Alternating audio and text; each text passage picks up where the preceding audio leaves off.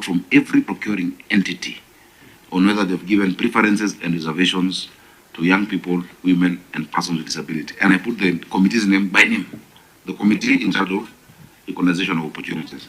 And so, Senator Chute, you're standing in a good place as chairing this committee.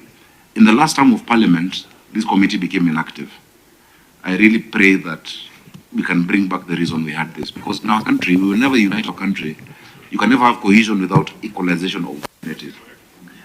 Somebody born in Baringo, in Nanyuki, in Nairobi must know that their child has the same chance at life. The prerogative for equality of opportunities is so important. And once we have that, then no one will ever care who becomes president. Because they know whether my child is born in Lamu, or Nairobi, or Kisumu, they can have the same shot at life. They can be somebody. Because every Kenyan wants the same thing: to go about their lives peacefully, to make something out of themselves, and to guarantee their children a future. That is something I believe fundamentally. So I'm very honored and privileged to be here, personally. And allow me to go through my responses, Chair. The first question was on the demographic composition of the employees of Nairobi City County government in terms of gender, persons with disabilities, age, and ethnicity. The number of staff we have is 16,321. It's the biggest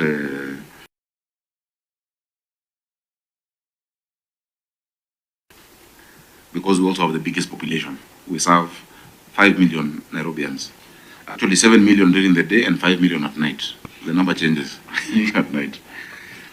Of that number, men are a minority. 7,661 are male, 8,660 are female. I have put annexes where we have that breakdown in Annex A. So that is in terms of the total establishment. In terms of persons living with disability, we have 172 staff living with disability. Again, the female are more, 90 of them, and the male are 82, coming to 172. In terms of age, and I think this is a success story, before I became the governor of Nairobi,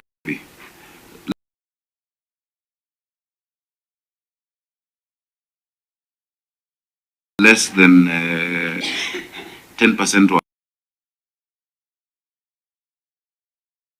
above 50 and retiring. But since we're able to hire our green, that demographic. And so we have one 18-year-old, we have 3,419 and 29, we have 4,165 between 40 and 49, 5,398 above 50, sorry, between 50 and 59, and above 60, 74. What this means in terms of economic planning is then that in terms of pension, we really must prepare ourselves. The coming few years, we'll have a lot of retirement in the county government of Nairobi because they retire at 60. Those above 60 are mainly those who hold statutory positions, like deputy governor or chairman of, those ones are allowed. They don't have to be below 60. The composition in terms of ethnicity, Nairobi is the most inclusive county. I know you've seen many reports from many counties where everyone is from a homogeneous community. Nairobi, we have 42 communities in the county government. In fact, something surprising I've just noticed, even here, everybody who introduces themselves is from a different community. The county secretary is from Western, the CC Barrows is from the mountain, which we are not touching. The chief officer is from Nyanza. We're massaging the mountain. The supply chain director of procurement is from Kisii. The CEC finance is from Bomet. Joyce? Yeah. My PA is from Ukambani. Which county actually? Machakos. And me, I'm international. The public service board representative is from the mountain. You can see the mountain as true.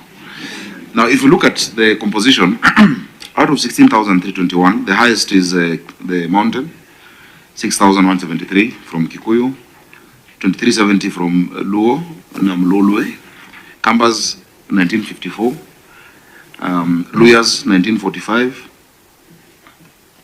I'm sure you expected that number to be higher, but it is not. Yeah, Kisii 1360, Kalenjin 899, including Kerich and Tirop. Meru 469, Embu 221, Masai 144, Somali 123, Taita 101. The Somalis we need more actually because they're many in Nairobi. Mijikenda 76, Mbere 74, Kuria 59. I think I have more Kurias in my county than in Migori even. Come on, don't go through all. I don't need to go through all. Okay. Yes. In terms of the county executive committee, okay.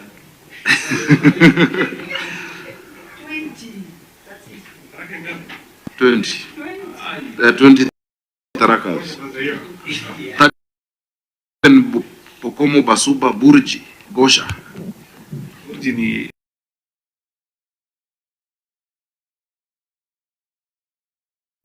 They say something else. We work on it, Chairman. But even Hawaiian, James, Sakuye, everyone is in Nairobi. Normally, when you do this analysis, some don't wish to state their community for many reasons. For politics, I don't know. They don't say. But this is what we have in terms of our analysis. Now, at the top level of the governance of the city, you have the County Executive Committee and chief officers. We have 10 CEC members. I have 2 of them here. And we have 29 chief officers. I have 29 different subsectors. The total is 39. Of the 39, 26 are male, 13 are female. Meaning we actually subscribe to the 2/3 rule. Exactly. But I found the female are better than these guys. And I would wish to have more. They serve very well. Next time it will be the other way around. Yes. The female are diligent and they're very good. In terms of personal disability, at the CEC and chief officers, we don't have anyone living with disability at that level. And this is also an example of where people don't declare it. Because from my view, when I see them, I know there are 2. But if they don't say it, I can't force them to say it. But I know there are 2 of them. In terms of age, I have 30 to 39 years old. I have 15. I have the youngest cabinet in this country. I have the youngest CEC member, who is 30 now. I'm in charge of health, wellness and nutrition. Her name is Susan Silantoi. She became a CEC at age 29, and she's a Samburu. In terms of 40 to 49, 10, 50 to 59, 12, 60 and above, 2. We mix age because there's beauty in the wisdom of the older and the energy of the young. One of my CEC members who is here with me joined City Hall the day before I was born. In 1985. He joined on the 1st of February, I was born on the 2nd of February. And so I have that spread from him. He looks very young. You look very young, man.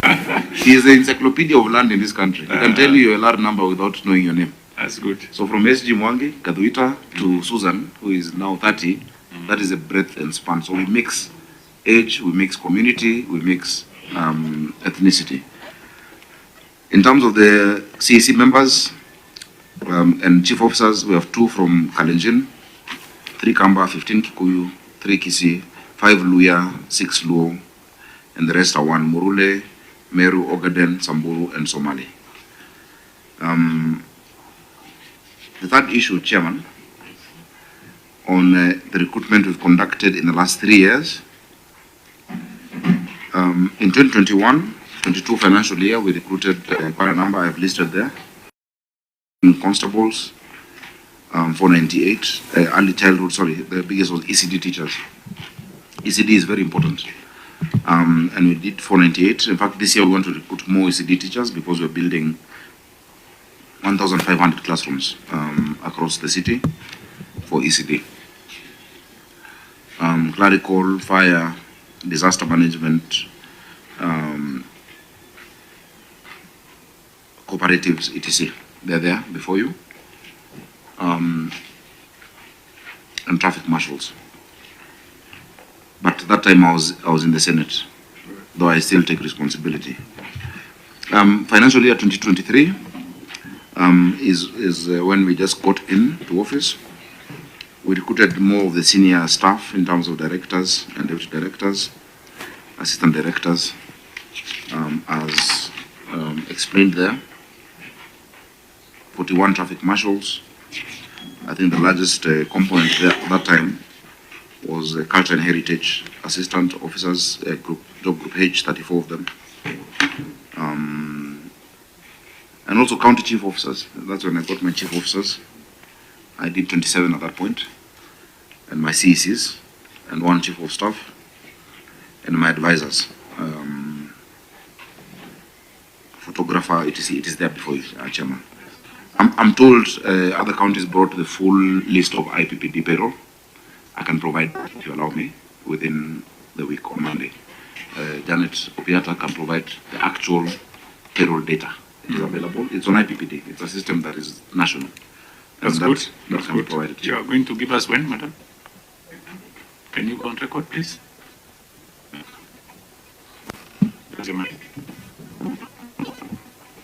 Chair will do that by Monday. Thank you very much. Proceed. Thank you, Opiata. My team, I really looked for merit. Janet is one of the best in human resources.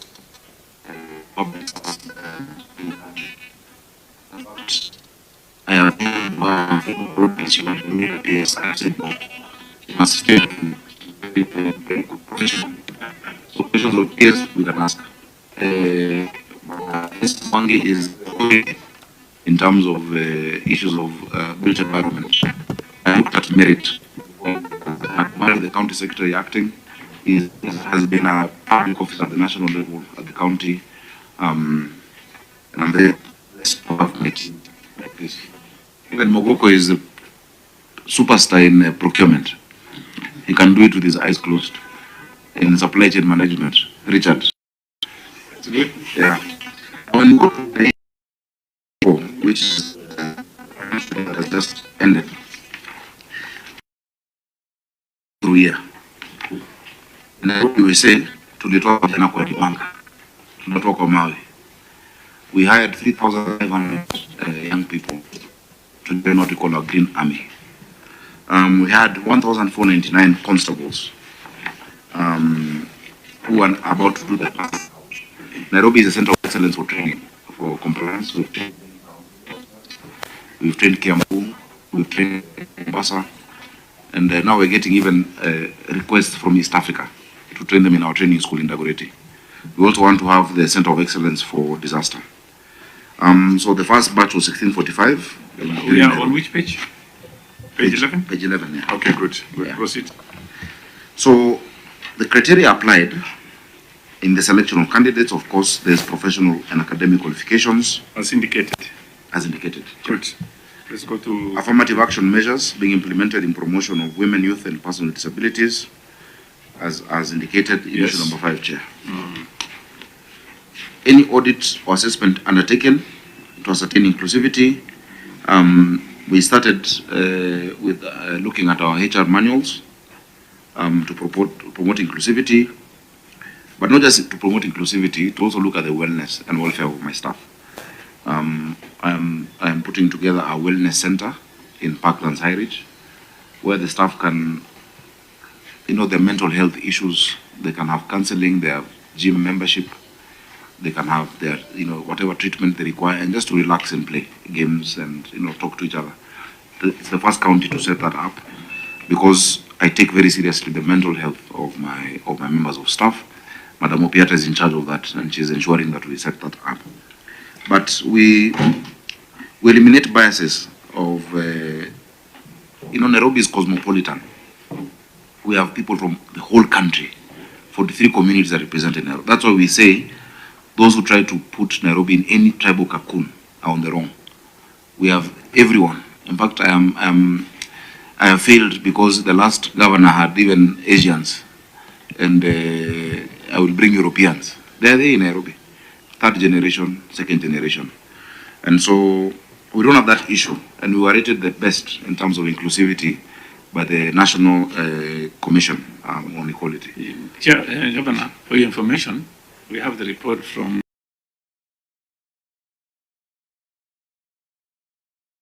NCIC here. Yes. You are number 4.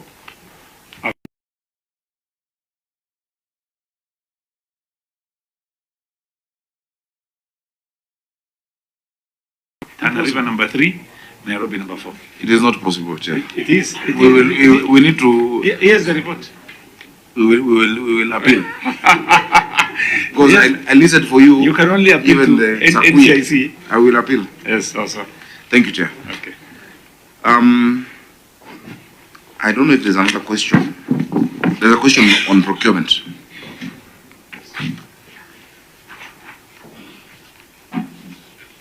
I've listed some of the interns for WDF, Ward Development, Ward-based projects. But Chair, we will provide that full IPPD data as a great Madam.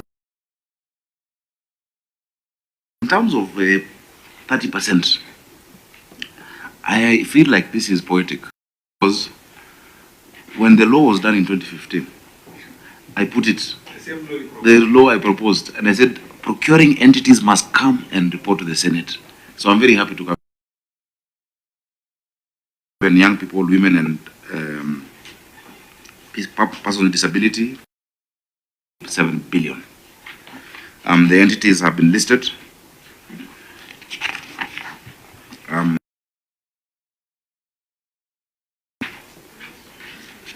the one thing I would advise, sometimes you forget in the law, there's two different things.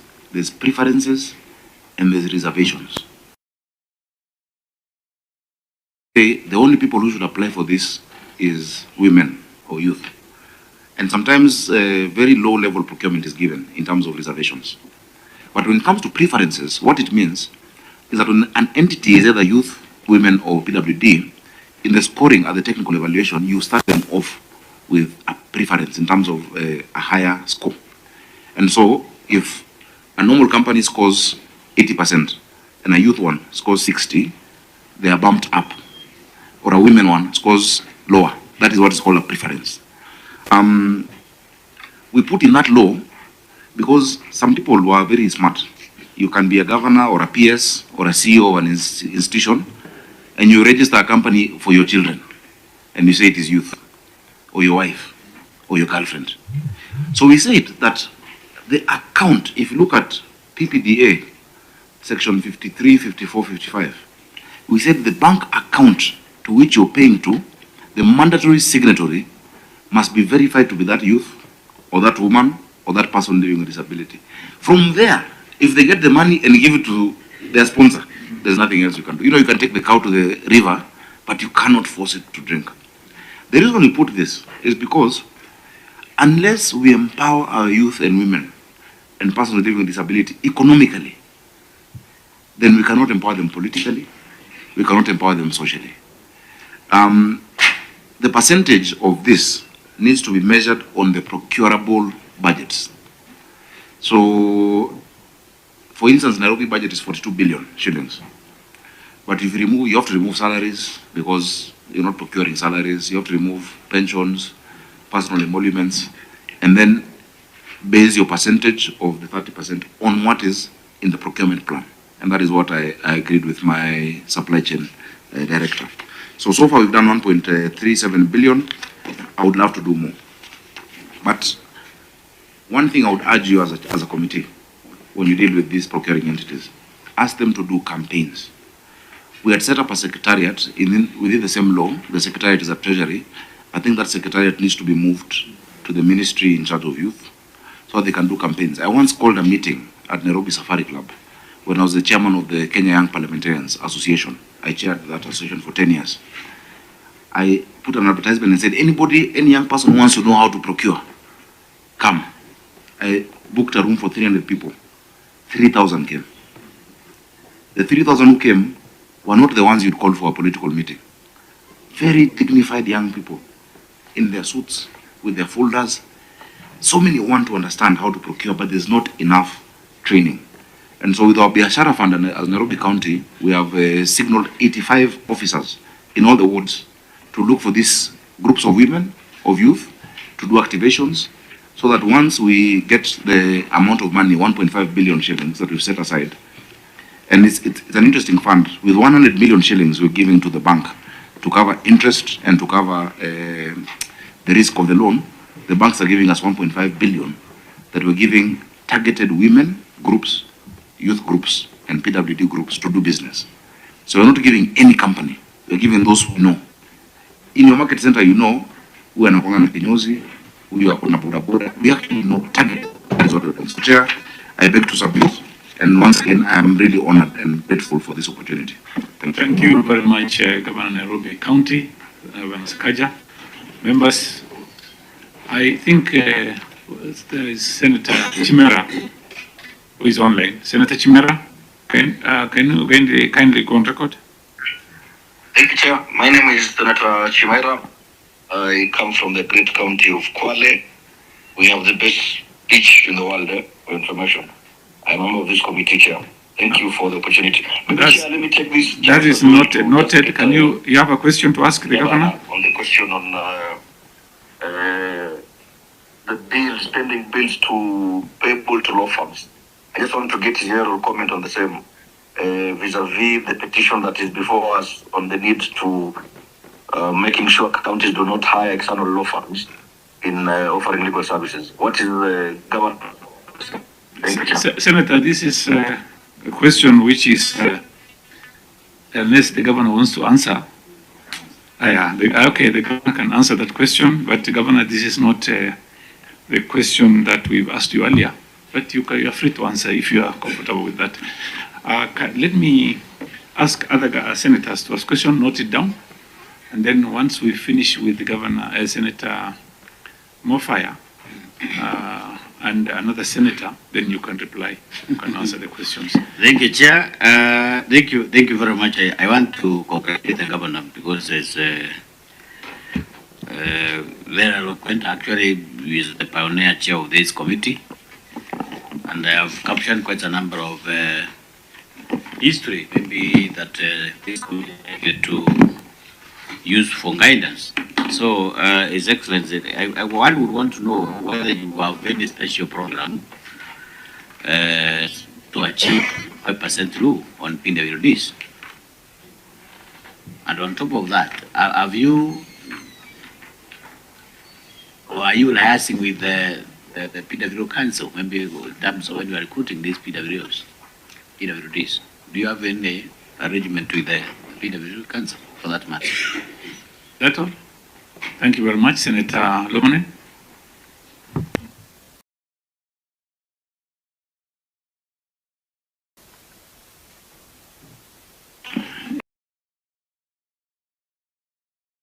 Chair, I want to ask the staff establishment of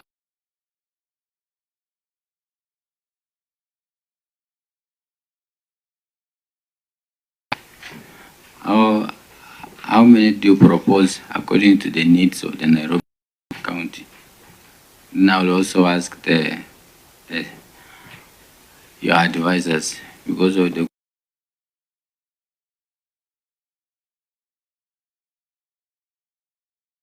you also congratulate them.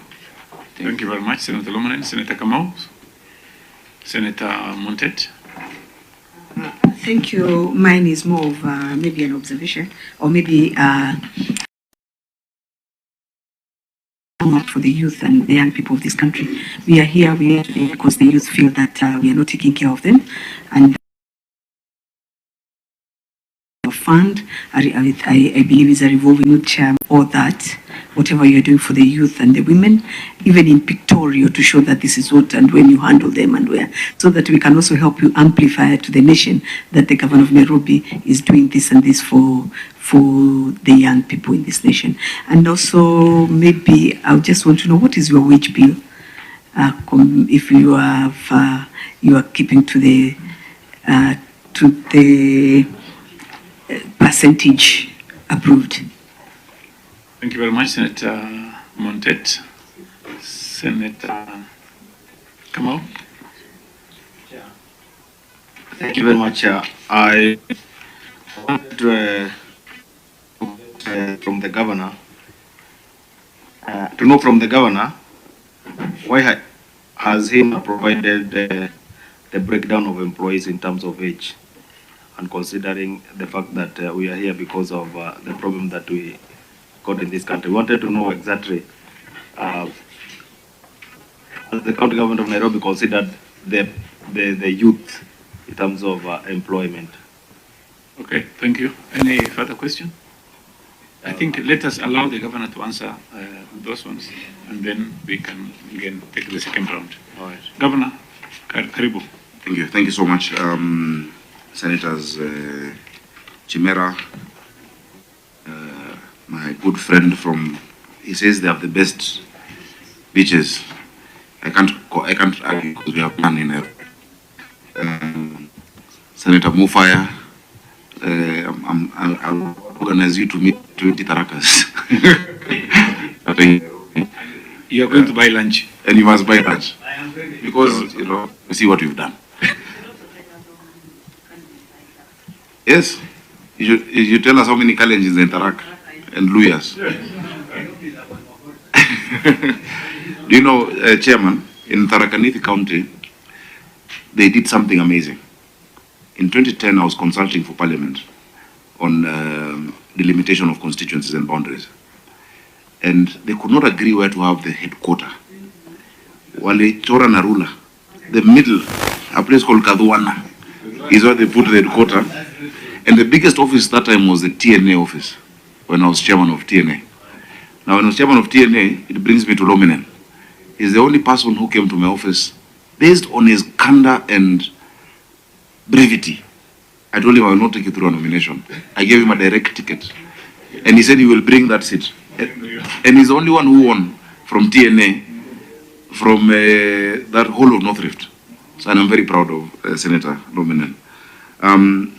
Senator Muntet, thank you so much for your question as well. I will respond to it, and Senator Kamau.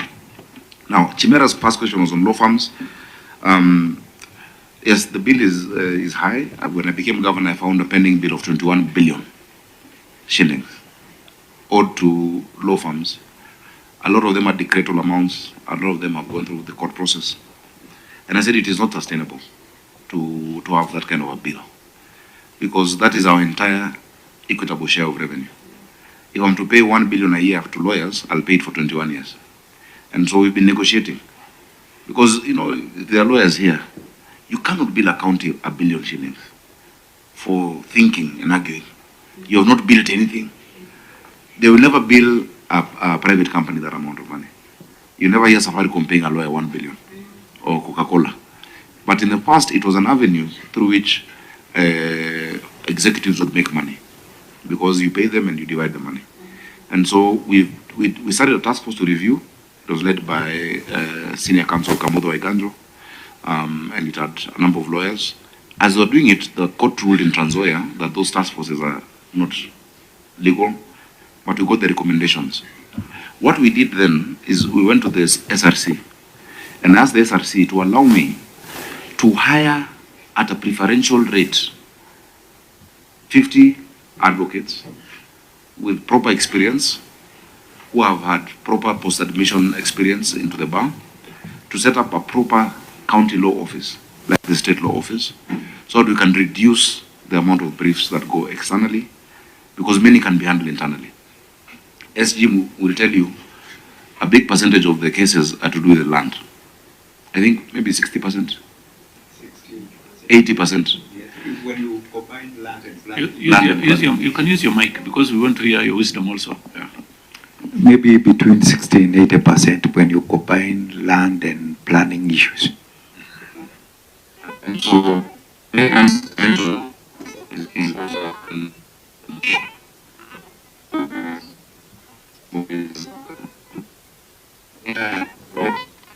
Problem with your...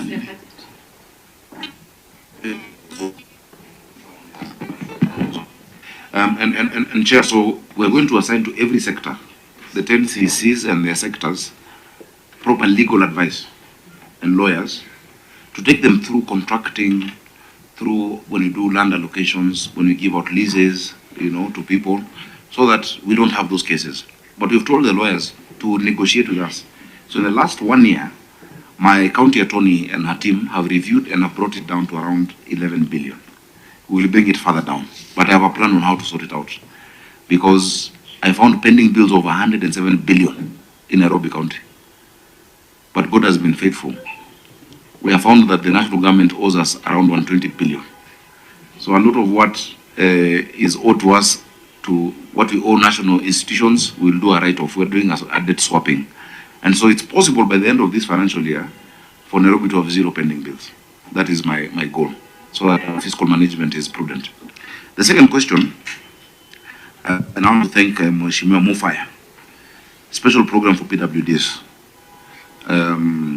Persons living with disability, we have worked with the council for PWDs in terms of recognition of those who live with disability, in terms of activation for them to know, because what happens many times is when someone is about to retire, they say they're a PWD, so that they're added for years, and that is against the law. And so we're working with them.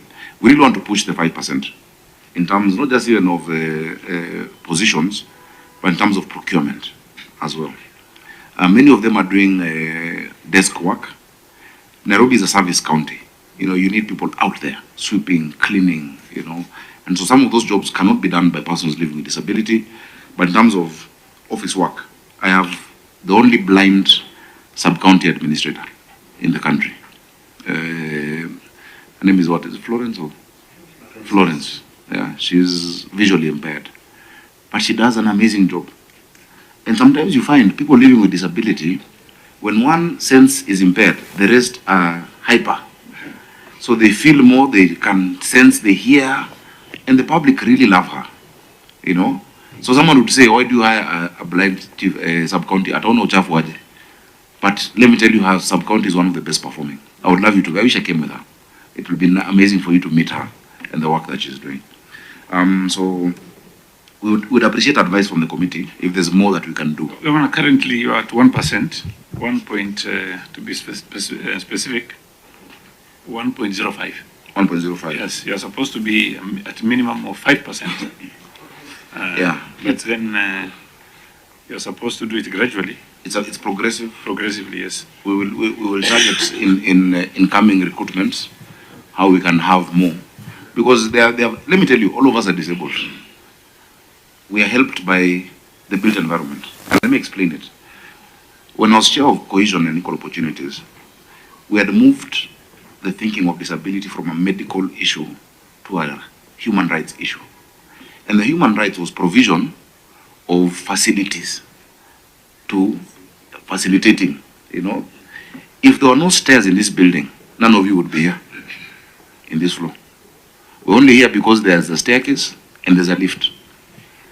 Now, the other person who may not have legs needs a ramp additional. They only need something extra more than you.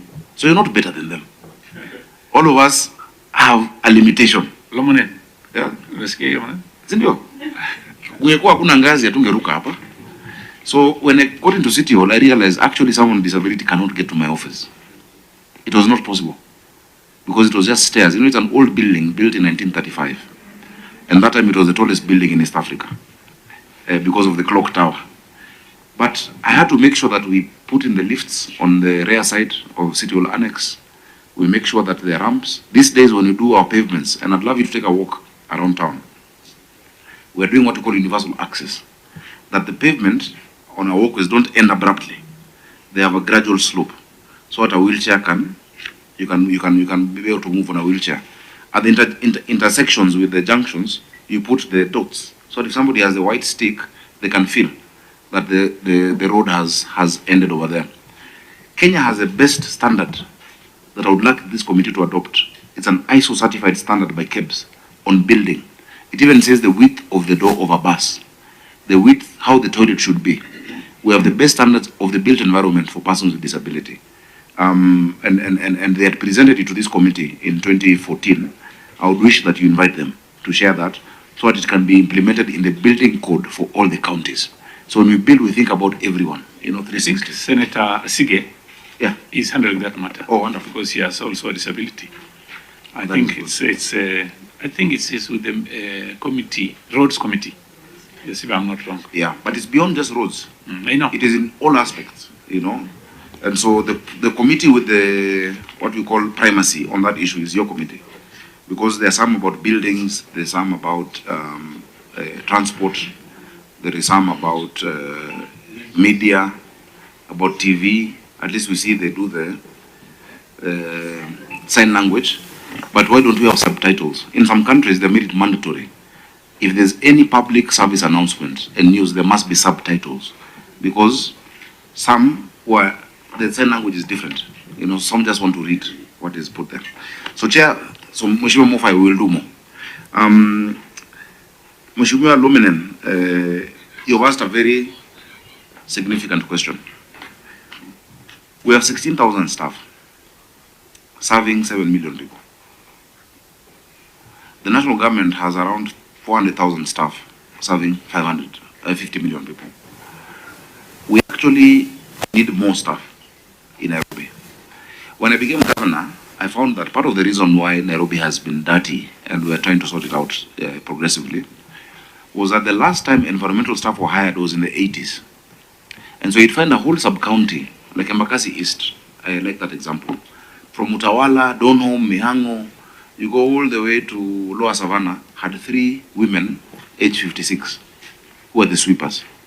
How do you expect the place to be clean?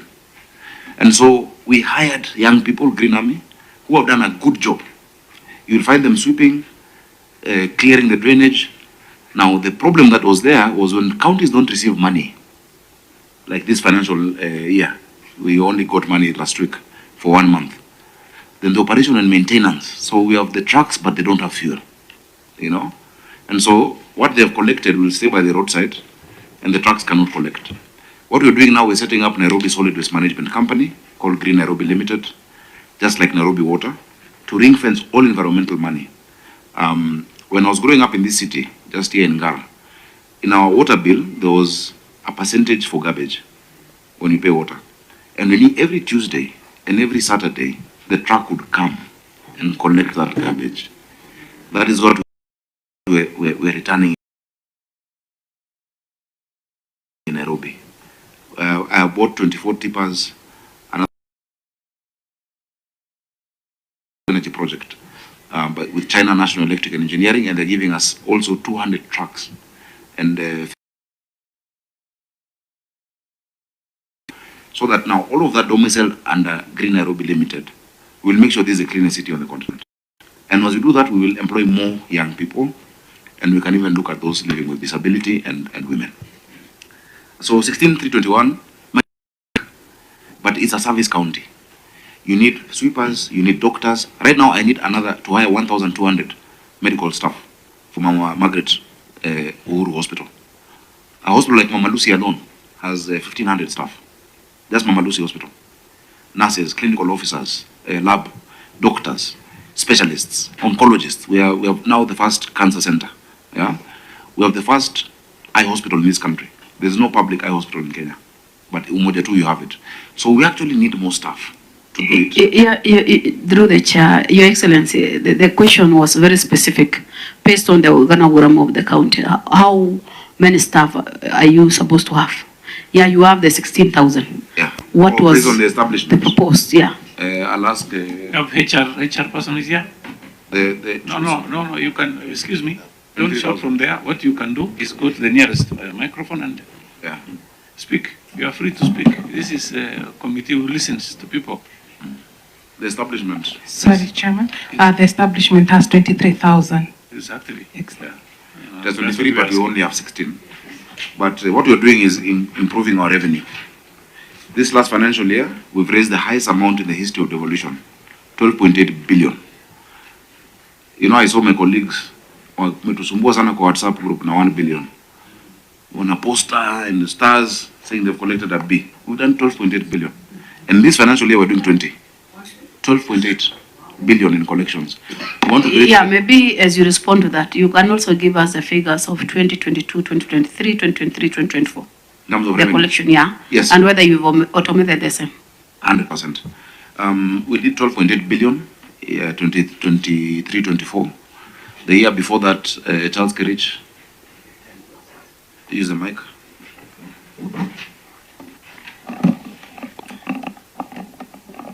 The year before that, Chair, we did 10.6 billion, and the previous year was 9.8. So there's a trajectory upward, and of course, previously now there was the issues of COVID, where the revenue had gone down to. You are also still there that time, right? All the years you are there. You are with Sonko. You are with Sonko. In various dockets, Chair. Yes. Not just finance. Yeah. Okay, so. Yeah, so we improved from 8 to 9 billion to 10.6 to 12 billion.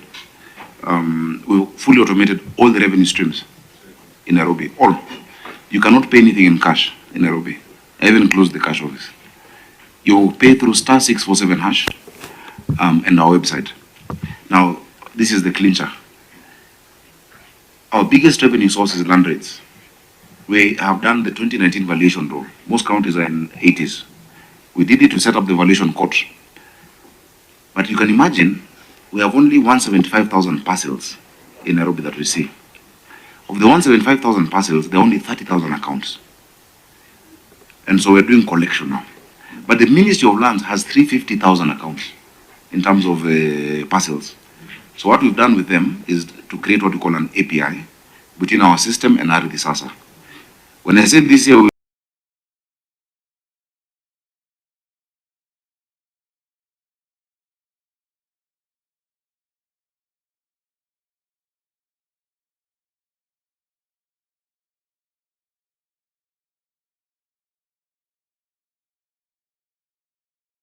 hit 20 billion. I am not guessing. We will surpass it. Everybody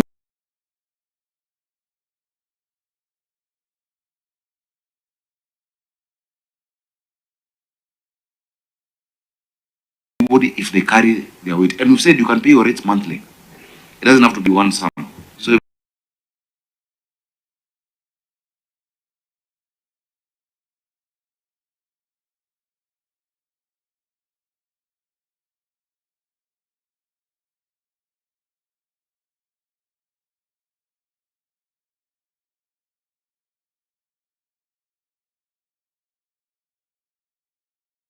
and our biggest revenue month is January. Before in Nairobi, you would have to go to different offices to get a license.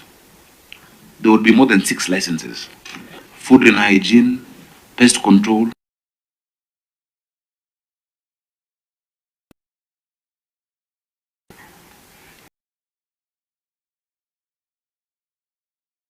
If you go to someone's office, you would not know the color of the wall because licenses are all over.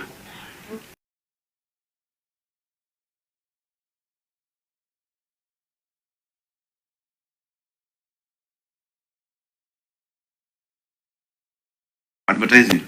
Now it is one license. We have a revamped customer service center. The County Government Act asks all counties to have that. We're happy to have the first one. Please, I would welcome you to come and see it. You would think you're in Barclays Bank or Equity. Everyone is served. Before, this staff used to work inside. The person doing advertising would not know how to deal with public health. Today, they can serve any issue, including inoculation.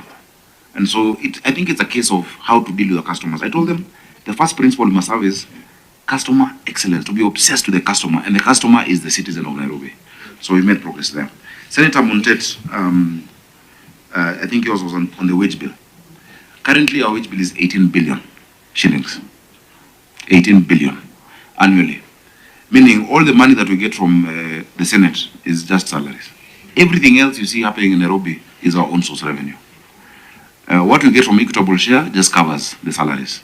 When you see a road done, I've done more than 75 projects in the wards. I have built more than 17 kitchens in Nairobi County.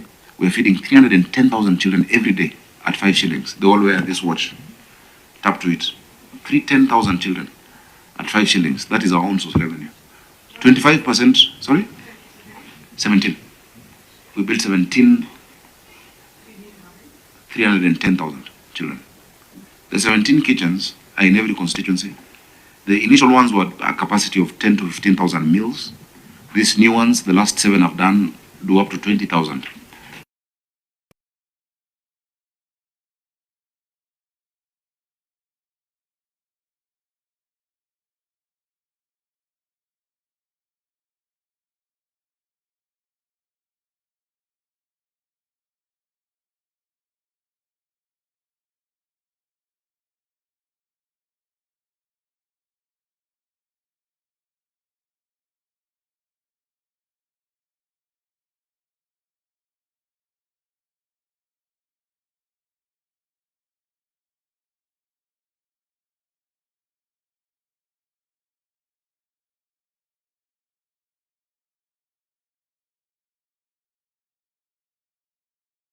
Primary schools. Attendance is 100%. During school days, you don't see street children. They're all in school. And so now we want to step it down to move it now to the informal schools. Because we have many schools that are not public, but they're not also academies. They're not the posh schools, in the informal settlements. Because from 1992, this county faced a lot of dereliction. When multipartyism came and Kanu lost control of the capital, no school was built. Water was an issue. And so all of that is from own source revenue. That's why when I say I need to do 20 billion, Nairobians understand why we need that 20 billion and 25, and we will do it. Tunasema Nairobi lazima iwork. The age breakdown that you've asked for, Senator Kamau. Did you ask about HR manual? He moved very fast. I wanted to ask when you were talking about it. I wanted to ask whether you have an updated HR manual. Opiata? That one can be answered by yes, please. Is the Undo Gwiji HR Kenya? Thank you, Chair. We have an HR manual that is being reviewed now. It is with the board. I think they're just remaining with one step. Was it last reviewed? Whatever you are using? Sorry. The one we are using, by the time I joined the county, that is what they were using. So right now it is being reviewed by the board and a team from HR. So we will be able to, in fact, in the next meeting, if there is any, we will be able to surrender it. Oh, you can, okay. Once you are done with it, you can send it to us. Okay, we will do that. Thank you. There's one thing that I would really urge you also to focus on. I was also the chair of Labour in the last Senate. Counties are not supposed to be ethnic Balkans. There are certain skills that you cannot have in all the counties. You can't have 47 neurosurgeons or certain, rheumatoid, there are certain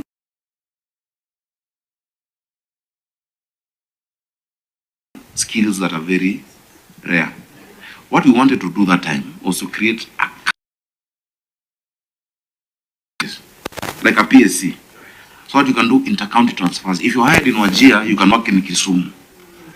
If you're hired in Mombasa, you can also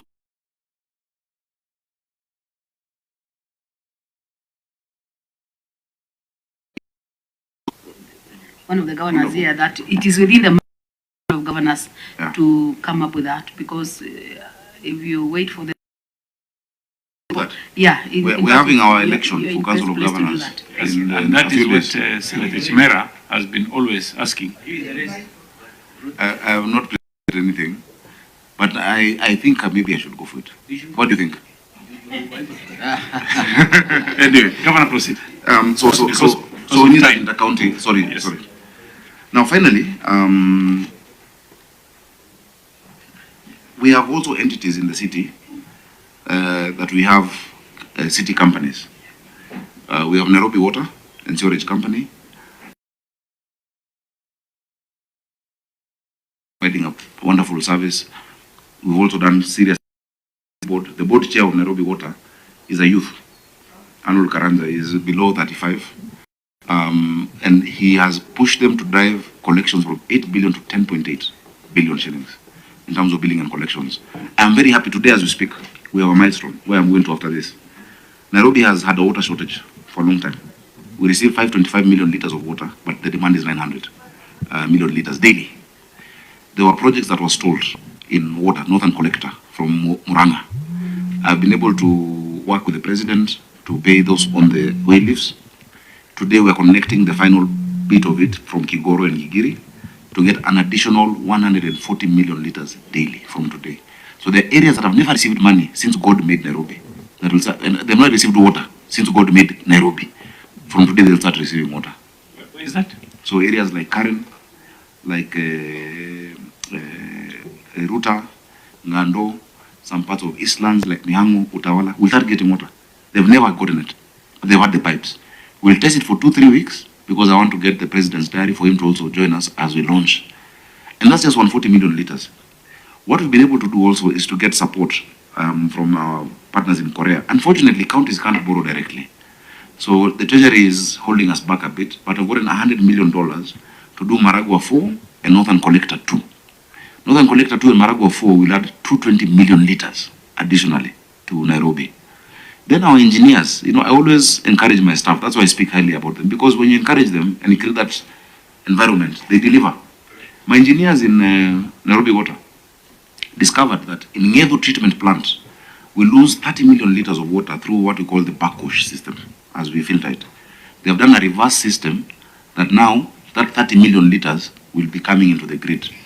That is half of Sasumwa. Sasumwa Dam in Araro gives us 60 million liters. So in the next 3 years, if you support me, senators, the story of water shortage in Nairobi will be in history books. We'll be able to deliver. And that is the essence of devolution.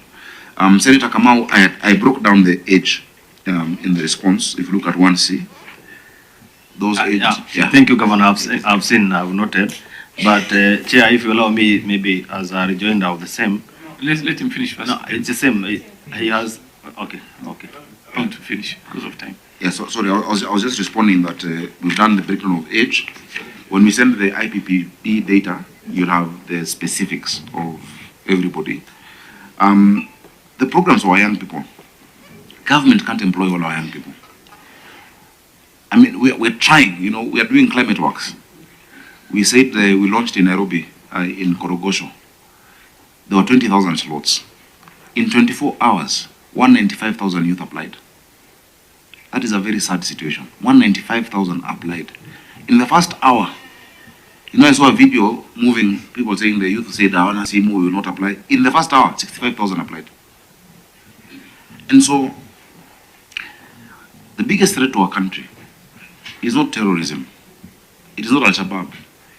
It is millions of disengaged, disillusioned young people who have studied, they have certification, they have education, but they're at home. And when they sit at home, they see us passing with guzzlers, they see stories of corruption, they see stories of malfeasance, yet they're home and they have studied. That is what we must address. How do you create opportunities? Through creating an enabling environment for the private sector. Government is not supposed to hire everyone.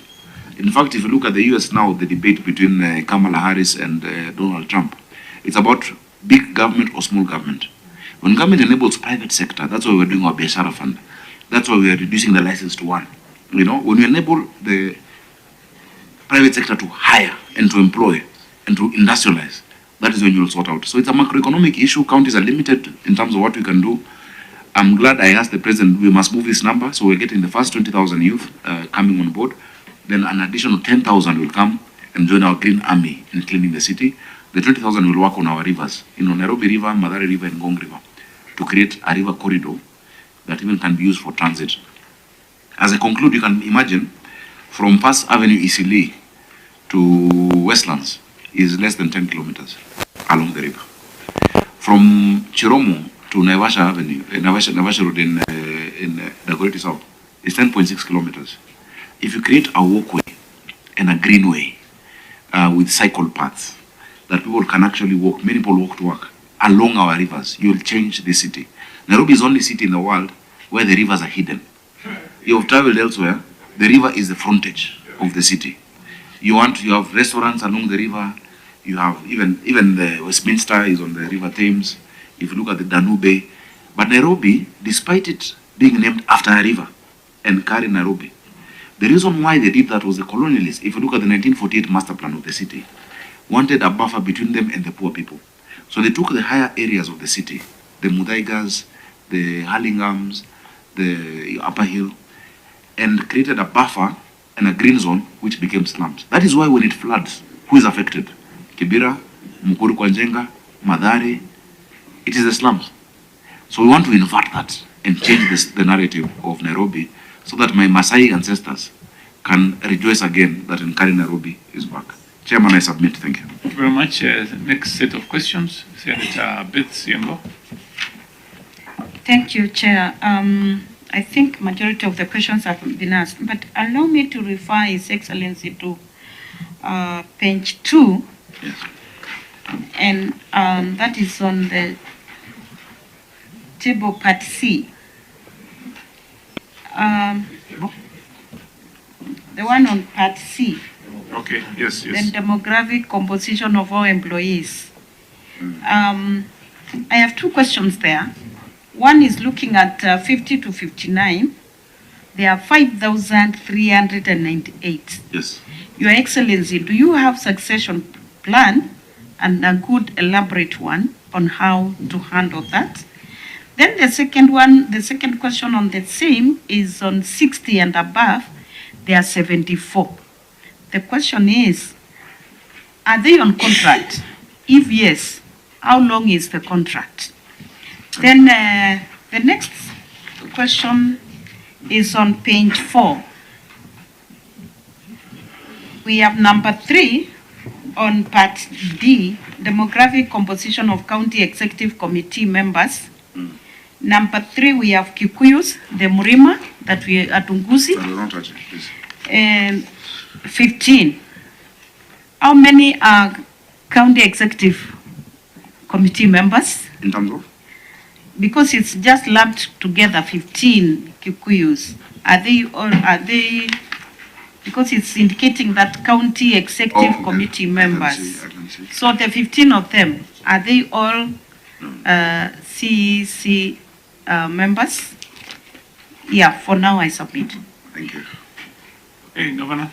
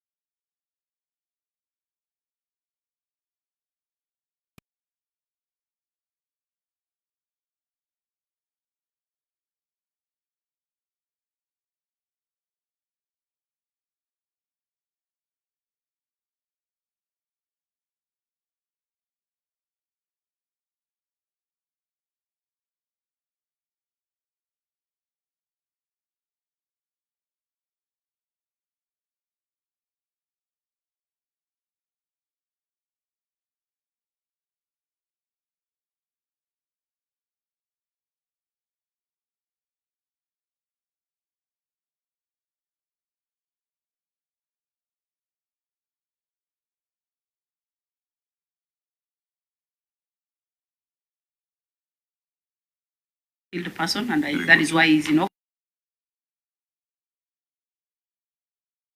Is Director Procurement is acting. I want to know how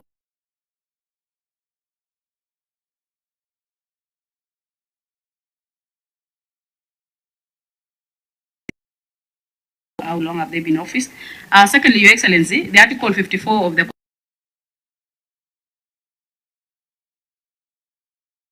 that on all the appointments that are being made, we have to include the person living with disability. And it shows that we have 0 people living with disabilities. Can you really, especially the Section 35 states that the Assembly are supposed to approve that you submit with the names of people living with disability. Your Excellency, can you tell us? Don't have a person living with disability on that side, though you also have at least percentage, a number of persons living with 5% and above. But I want to say, Your Excellency, that though we are doing it progressively, but in terms of the appointees, you don't have person living with disability. Yeah. So, yeah, I think I'm done. I also wanted to congratulate the governor on the issue of the gender, which is giving us a total number of 8,660. That is a good progress.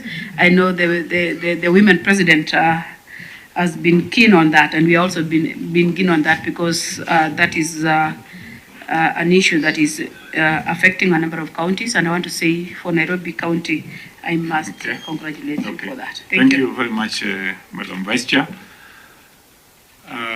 Governor, Nairobi County, I want to refer you to the AGBO you presented before this committee today. If you look at 2023-24, you had a budget for capital projects amounting to 12 billion. And another 666 billion, that makes a total of 12.7 billion. Out of those, 30%, like you said or indicated, is supposed to be 3.8 billion. And then you've reserved, what you've reserved is supposed to be 3.8 billion, but you've consumed 1.3 billion. And in a rejoinder, you said, it is important to note that AGBO Group participated in other projects meeting the target of 30%. I think the finance person is here. I think he was trying to play around with the figures. How can you say you've set aside 3.8 billion again, and then you tell us you've given out 1.3 billion? Then it is 30%. How can you work out this way? Even Stanley, one boy can tell you these are wrong figures. Can you explain to us? If you've not met 30%, just say what you've done. It is less than 30%. Let me ask our clerks to work on 1.3 billion of 3.8 billion. While they're working on that one, you can answer these other questions. Thank you, thank you. And the clarification that I was giving on that was that what you should look at in terms of the budget, the mistake they made on the 12 billion. Okay, actually, this is proper. The earlier response was looking at the entire budget of 42 billion. But I think this is proper now. It's been amended. I asked them yesterday to look at it. Governor, let them work on it first. You answer these other questions because there is an issue. Yeah, they can look at it. I suspect it is 46%. I'm a mathematician. Now, to Senator Beth, President of Women in ODM and in a way in broad-based government, where we're very happy. The 5,398 are above 60. 50. Those are people who got hired in Nairobi, very hired in the 80s and early 90s. We have a succession plan. We also have what we call voluntary early retirement that we're working on VER. So those who agree to leave at this point are given what we call a golden handshake, so that we can have a younger, more vibrant workforce. So we're working on voluntary early retirement, and they agree to take it up so that they can pursue other things and invest in business. We were looking for more support. In 2011, before devolution, the World Bank had actually offered to do it for Nairobi. That time it was mayors. They didn't take it up. I picked it up with the last country director, Dr. Keith. Unfortunately, he's been moved. There's a new country director who I will also visit, called, I think, Leah. I'll visit to pick it up. It's the best thing. You know, you want a staff that can operate. If you have like 5 old men sweeping, they will not. You know, and so they end up not doing work, and Nairobians want to be served. And Nairobians are very, they get dissatisfied very easily, let me put it that way. Your street can be clean every day, and you keep quiet. But the day you see garbage like this, you say, I work, the governor is not working. And so we must keep servicing the county. So those who are 60 and above that you've raised are the persons with disability, mainly, because they're given an extension for a few years. So the 74, you have only persons with disability, some on contract, like I've explained, and now the staff like this guy, who are political appointees, so CECs, my deputy governor, who else, SG? You guys should know each other, Yusufia. Nani mwingine? There's one in the Governor, in the board. Excuse me, Governor. Yeah. We can give you time by next week, Tuesday, Wednesday. Do you want the names of the people above above 60? The 74 of them. Yes. Yeah, we can give you that. Okay. Okay, we can give you that. Okay. But majority, you know what the law states, that the retirement age for persons with disability is not 60. 65. It's 65. 65. Yeah. That's why there's no one 70 and above. It's just 60. They're not 65. And let me tell you, these people who are above 60, many of them will give you such wisdom in terms of what has been tried and has not worked. And that's why I say you must always balance the energy of youth. Governor, you're on national television. The Gen Z has... No, it's okay. They must hear it. You know? They must hear it. That's why you balance. That's why I have the oldest CC and the youngest CC. Those who, let me tell you, wisdom is perspective. Perspective is bigger than vision. Vision just looks ahead. But perspective looks behind, appreciates where you are, and looks ahead. There's nothing new under the sun. And so you must always mix the wisdom of those who've been there with the energy of the young people. That's how you get it right. And so I really appreciate, SG is probably one of my best CCs, you know. He has saved our county so much money by wisdom, by telling us, no, this case, this land had this problem in 1995. We've saved so many costs because of Gaduita here. So, I mean, I could have put a 19-year-old to be in charge of land in Nairobi. Our wage bill in terms of court cases would be hundreds of billions. Is he engineer by profession? No, he's a land surveyor. Surveyor. Yeah. So you have your grandson who is graduated also, isn't it? Land surveying. On land surveying, right? Grandson or granddaughter? Oh. My daughter is aware. Sasa unakataa wasiende huko ndio ukae pale. Oh, no. But you know, Chair, I would want to agree with the governor because... That was just okay. Thank you. Remember Article 27 of the Constitution says we don't discriminate by age. There's something called reverse discrimination. Reverse discrimination then is also saying we don't want old people. We have young people. I love the young people. I'm the youngest, probably the third youngest governor. Governor of Nandi is younger than me, and Governor of Elgeyo Marakwet, I think I'm the third youngest.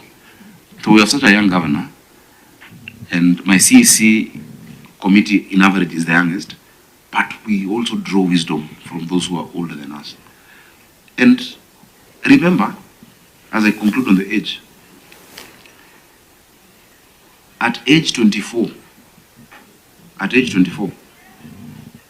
I wrote Article 89 of our Constitution when I was 24 years old, on the limitation. I was a consultant to Parliament. At age 27, I was chairman of the ruling party of Kenya, TNA, when I was 27 years old. At age 28, I was a member of Parliament. At age 32, I was senator. I've become governor. I'm not even 40 years old yet. I'll complete my second term at age 47, and county is 47. And you never know what else after that. The world is your oyster. And so we love the energy of young people, but I will tell young people, always respect the wisdom of the old. It is a balance. Senator, Vice Chair, and also Commissioner, I'm very happy because as Commissioner of PSC, you understand a lot of HR issues. They're not always that straightforward. Chair, sorry, allow me to interrupt His Excellency. On the 15, on page 4, you have not touched on that. Oh, okay. The 15, you know, I don't want to speak about one community only, because we were advised not to touch.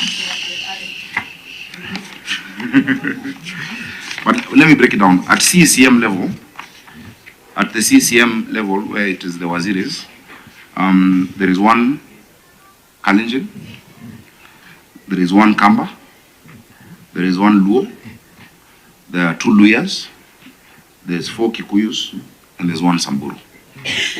And then there's a governor and a deputy, who we say we are Kenyans. That is how it is broken down. The rest are at the chief officer level, where we have almost all communities. We have Kikuyus, Luos, Luyas, we have Somalis, we have everyone at the chief officer level. And really that one, you base it on merit and on what they can deliver. So I will challenge the NCIC. We're the most balanced county. The only other Samburu CECs are in Samburu County and Nairobi. And that is the lady who's in charge of my health, 124 hospital, 30-year-old in charge of school feeding. She's on feeding 310,000 children daily from Samburu County, but grew up in Nairobi. On the issue of CECs and COs, I think that is covered, unless we can still give. That's covered. You can go to the Vice Chair. Madam Joyce, Vice Chair PSC, thank you for acknowledging Charles Kerich. Charles Kerich is my strongest pillar in the county of Nairobi in terms of the executive. He's my advisor. He's a CEC. He's been there before.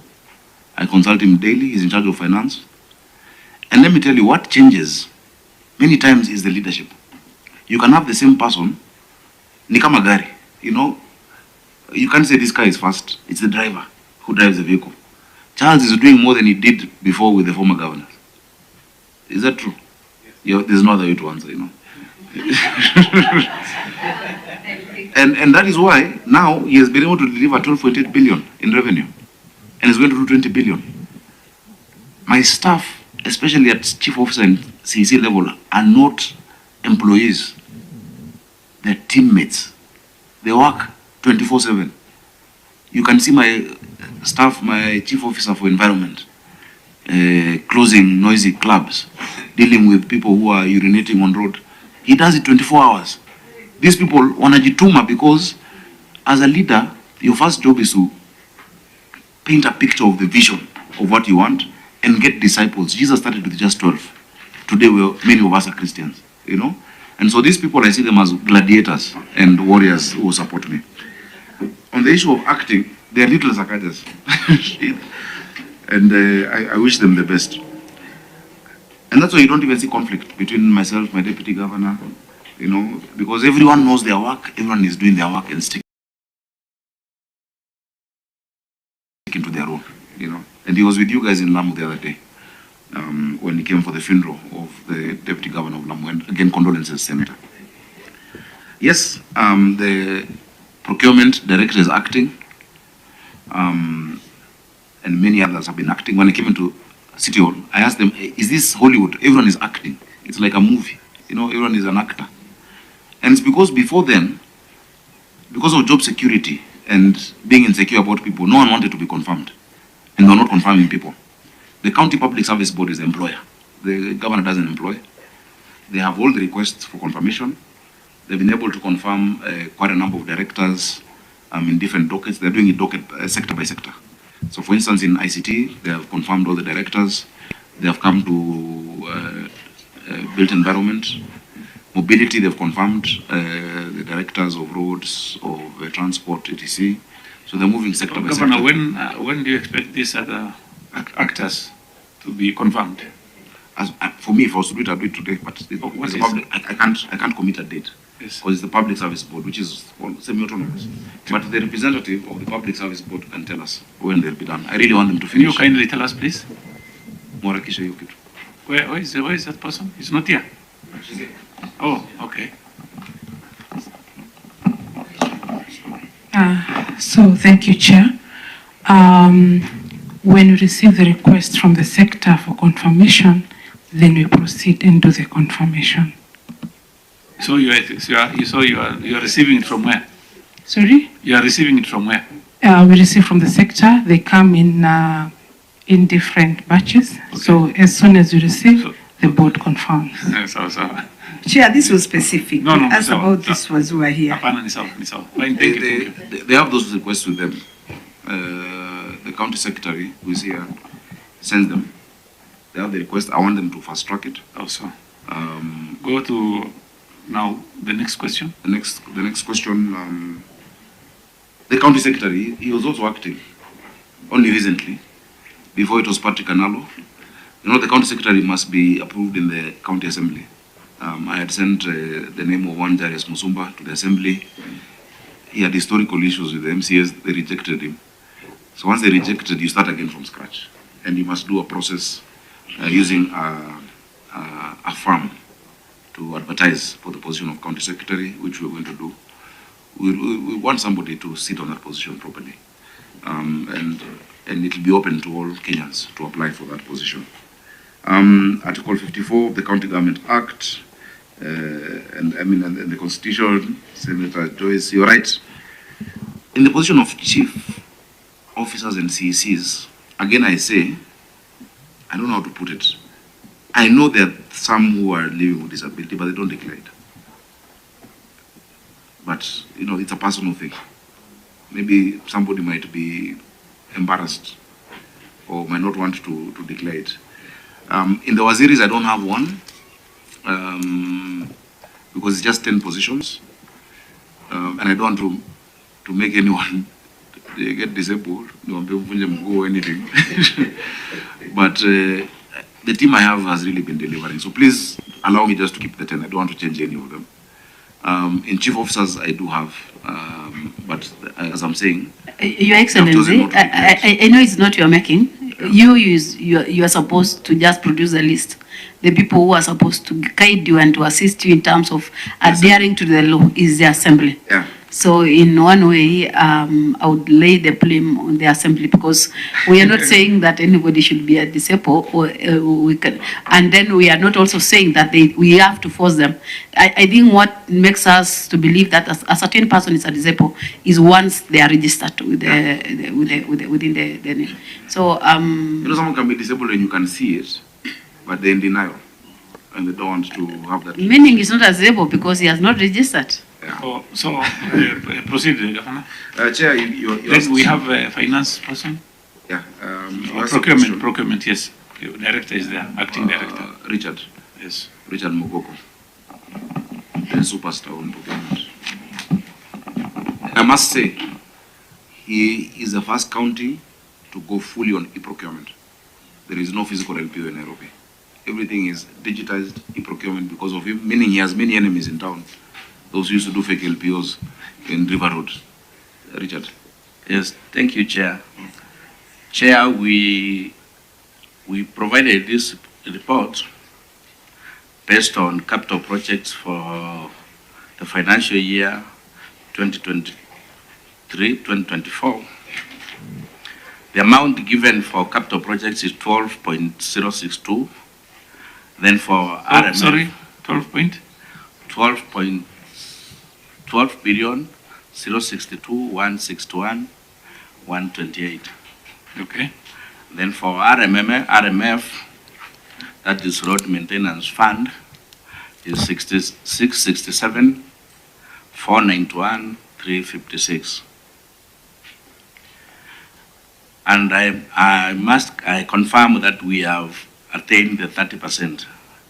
We have attained the 30%, Chair, because when we do the advertisement, we specify this is for the reserved cadre, this is for youths. Director, right? Yeah. Director, these documents are your documents. Yes. They are not mine. They are not this committee's documents. Yes, yes. They are yours. And you have a total of 12.7 billion. Let's start from there. Yeah. And then 12.7 billion, 30% is 3.8 billion. Yeah. Right? The figure is here 3.5, yeah? Sorry? The 3.8. It's there. Yeah. Right? Yeah. So, but the award was 1.3 billion, according to your documents. Now, that's what I was explaining, Chair. Yes. when we do the advertisement, there are those projects where we reserve for women, for the PWC, and the youth. And now the scenario here, there are those who register as AGBO. One individual has 5 companies. 3 are under AGBO, and 2 are in the general category. So they would apply in the reserved area. Honorable Director, then is it my responsibility to do these documents? It was your responsibility. The total is 1.371. These are your documents. 1.3 billion is what you gave us. This is what you gave us. You are supposed to give us plus those ones also, right? So I will do it by Monday, Chair. By Monday, Chair. Sindio, yes, that's what I'm trying to get out of you. I wish the governor anakuona tu anasema unakosea. I know. Okay, Chair. Yes, vile umesifio. By Monday, so basically what I'm saying, yeah, give us the rest also, so that you can get up to 3.8 billion. That is 30%. And this is his baby. Yes. You've heard him saying. Yes, Chair. The governor said 30% was his proposal to the Senate. And now you're letting him down. Yours is at 10.78. What you've given us, the 1.3 billion, is 10.78. And Chair, I think from his explanation, he's got the figures. Let's give him time so that at least he can put them together, and by next week he brings the whole figure of 30%. That's what I'm trying to say. So the documents we have here. He has stated here. Yes. He has stated so well that. Chair, I want to assure you, we're the best performing on AGBO. These people know that's my baby. Yeah. I drove that thing like crazy to make sure young people get a chance. So let him just put the documentation better in terms of what the 1.37 relates to, and even our other entities. We actually Governor, the best. Look at the names. Yeah. You mentioned 125 companies. Yeah. Did 1.3 billion. Yes. So it's supposed to be more than 125, right, my friend? So give us those ones, the company names, and then 3.8 billion. Okay. We'll give you a week to respond. Thank you, Chair. I'll do, Chair. Thank you very much, Your Excellency the Governor. I'm grateful. Members? Yeah, I think, Chair, we have deliberated on a number of issues which are affecting the Nairobi County. Your Excellency, we want to just thank you and. Before 1 minute, I forgot something, Governor. A very important one. You've mentioned something very important. Biashara Fund. Yes. I don't know if you've put 1.5 billion or you want to put 1.5 billion. Yeah. We have Nawiri Fund. Nawiri Fund. This is from the governor of Trans Nzoia. You had put about 100 million, and it's a revolving fund. If you have an LCO or LPO or an LSO, you go through that fund, borrow money, and when payment comes, it goes through the same fund.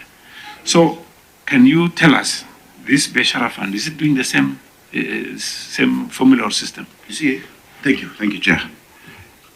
I'll sit down with my colleague from Trans Nzoia and tell him how that 100 million can become 1.5 billion. Because what I've put is also 100. Banks, the work of banks is to give loans. But banks give loans based on risk and interest. So the 100 million that I passed in my assembly is interest and risk. From that 100 million, KCB is giving us 1.5 billion.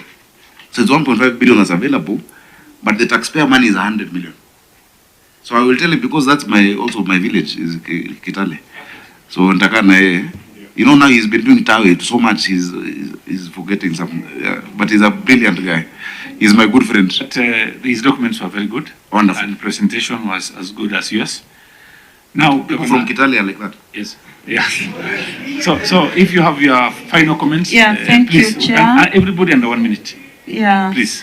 I really want to appreciate His Excellency and his team.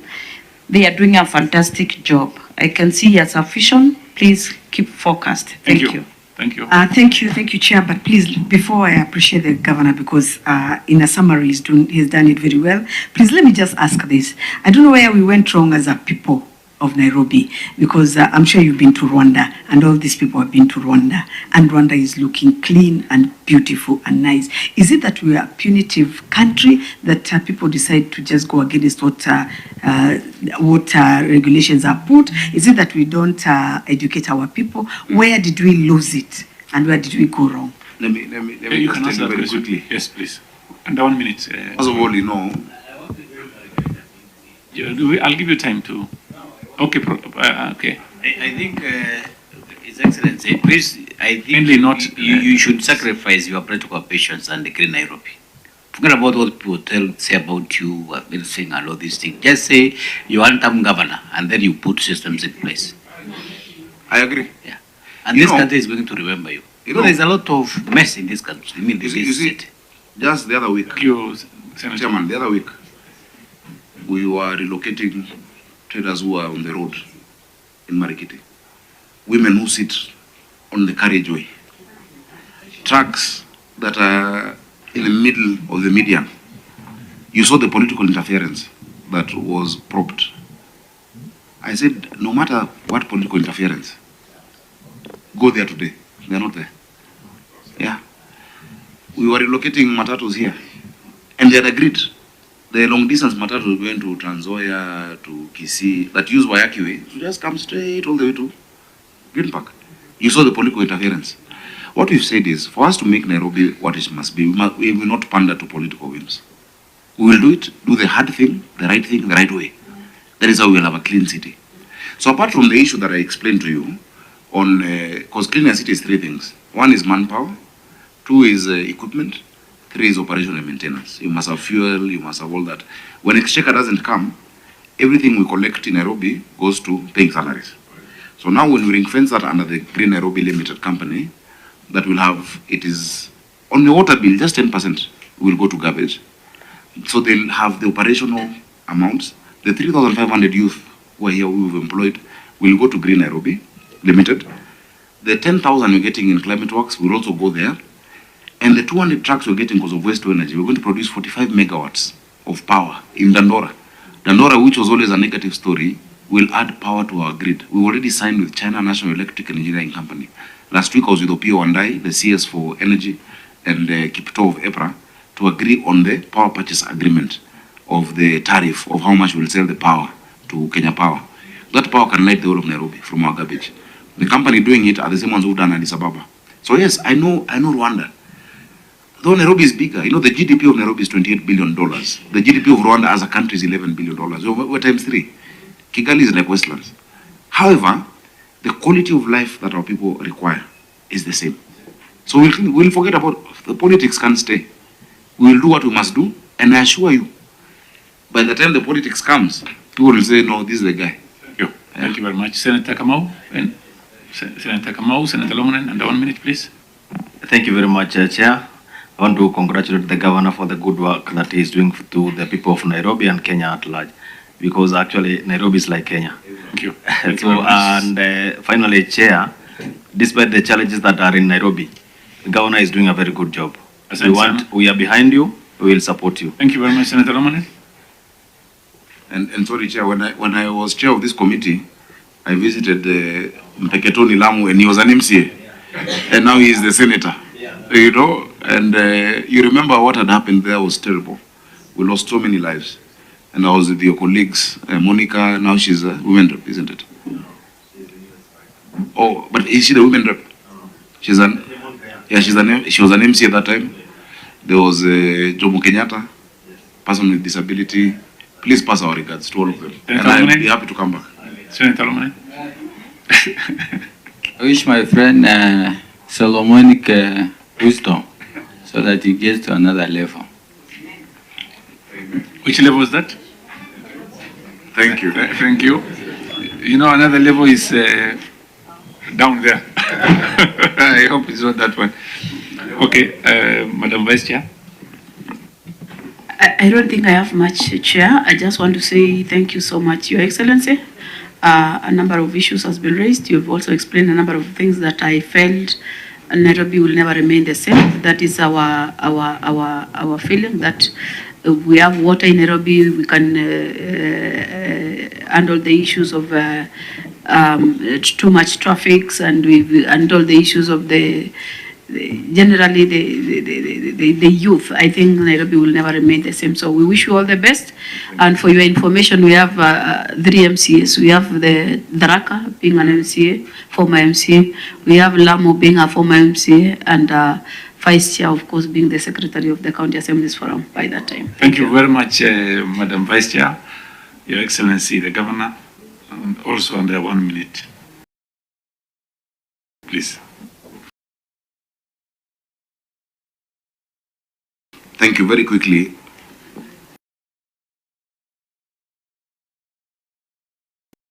What you're doing. This, for me, is a dream come true. That you can question.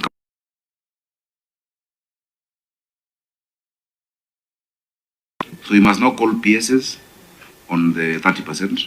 You must also call heads of. I'm very proud of what you're doing and the committee members. Thank you. I really must acknowledge the Senate. The Senate of Kenya is doing a great job supporting the revolution. You know, I've been a senator longer than I've been a governor. So I am always batting on your side. You have an assignment coming soon. Please do the right thing. As always, you know the assignment. You know the assignment coming. Help us as a country. Help us as a country.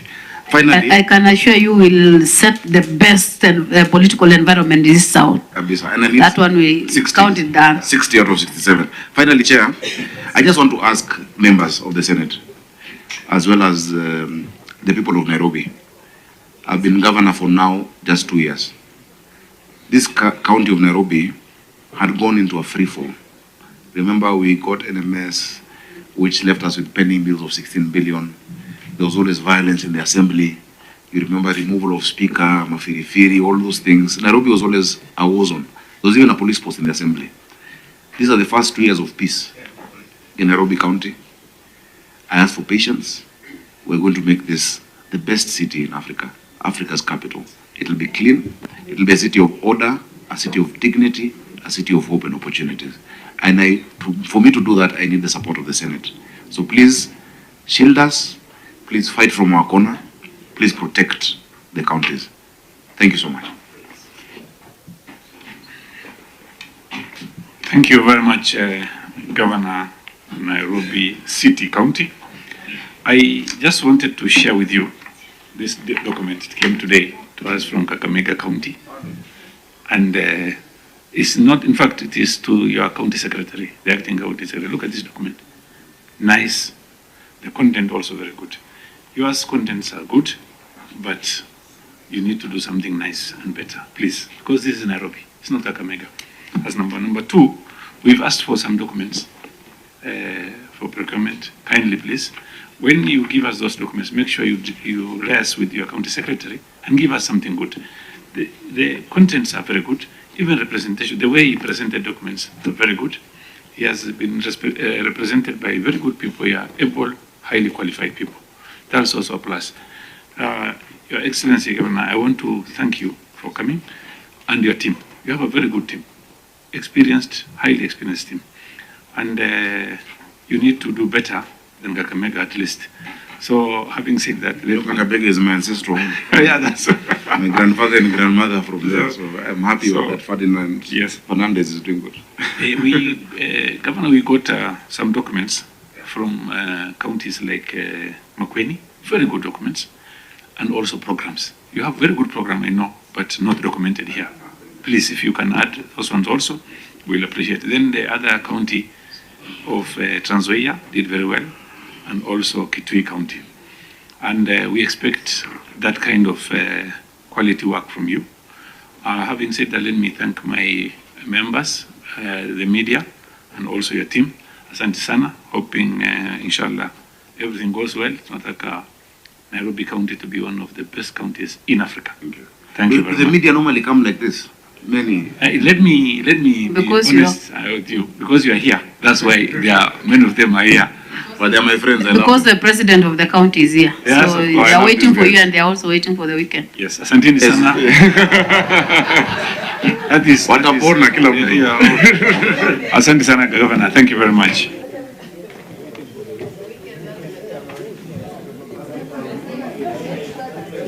Chair. Sorry.